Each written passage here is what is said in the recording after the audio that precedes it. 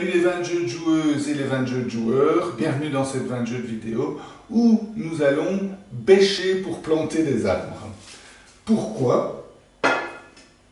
Nous allons déguster Mystic Valley. Mystic Valley qui est un jeu d'AEG de 2 à 4 joueurs, écrit et réalisé par John D. Clair, dans lequel il y a un grand magicien très méchant qui a tout dévasté, qui a tout brûlé autour de nous, et nous représentons des druides qui allons replanter de la végétation pour rendre tout ça très très vert.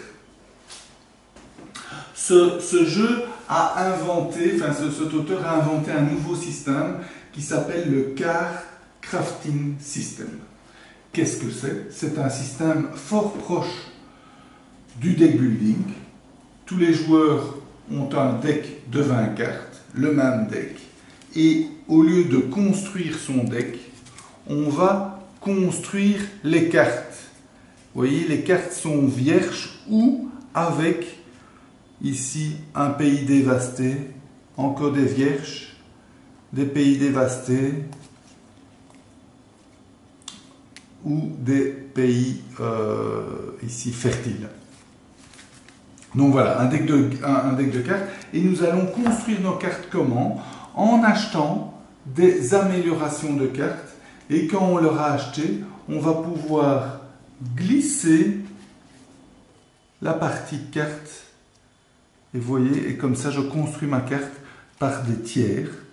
Ici j'ai un deuxième tiers, et là un troisième, ce qui fait que là j'ai une carte complète avec 3 dessins différents, éventuellement des habilités et des trucs qui sont produits, des ressources produites.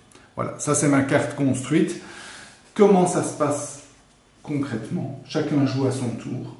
Et contrairement à la majorité des jeux de deck building, où on va piocher 5 cartes, 4 cartes, 6 cartes au début ou à la fin de son tour, ou qu'on revient à 5-6 cartes, ici, on va piocher un nombre indéterminé de cartes. Comment ça se passe? Eh bien, de mon deck, je retourne la première carte. C'est très bien. Je retourne la deuxième carte. Et qu'est-ce que je vois? Je vois un arbre rouge. L'important, c'est d'avoir maximum 3 arbres rouges. Donc, je retourne ici. Il n'y a pas d'arbre rouge. Tout va bien. Ici, c'est une carte vierge. Ici, un deuxième arbre rouge. Là, carte vierge, là un terrain fertile, ici un autre terrain fertile, et ici un troisième arbre rouge. Donc j'ai 3 arbres rouges, je m'arrête là. J'ai quand même le choix, il y a un système de stop ou encore, où je peux décider de continuer à piocher et de prendre le risque. Imaginons que je prenne le risque, je mets cette carte en suivant, je pioche la suivante, pas d'arbre rouge. Est-ce que je continue ou est-ce que je ne continue pas? Imaginons que je continue, je la dépose là, je prends un arbre rouge. Ici, j'ai maintenant 4 arbres rouges, c'est de trop, mon tour est immédiatement fini, je perds mon tour, je ne fais rien du tout. Donc, il vaut mieux éviter, on va rarement d'ailleurs prendre des risques. Imaginons que je me sois arrêté ici et que j'ai bien donc 3 arbres rouges et pas plus. Qu'est-ce que je peux faire maintenant avec ceci? La première chose qui est importante, c'est les manas qui sont générés. Les manas se voient à gauche en bleu. Donc j'ai 1, 2, 3, 4, 5, 6, 7 manas. Avec ces manas, je vais pouvoir acheter des améliorations de cartes. Le coût est indiqué en haut à droite. Vous voyez, 3, 2, 4, et les cartes sont séparées en 3 niveaux. Premier niveau, deuxième niveau, troisième niveau. Donc, ce qui veut dire qu'au premier niveau, les coûts varieront entre 2 et 4, au deuxième niveau, entre 5 et 7, et au troisième niveau, entre 7 et 9. Évidemment, au plus on monte de niveau, au plus le pouvoir est important. Qu'est-ce que vont m'apporter ces cartes? Principalement de la mana, et également des choses comme ça, c'est des arbres verts qui annulent des arbres rouges, donc c'est pas mal, ça permet de piocher encore plus de cartes. Des ressources particulières que je vais expliquer après.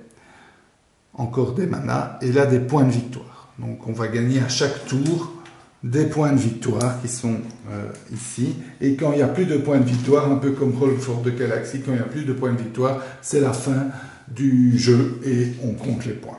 Les points se voient sur les cartes ici en gris.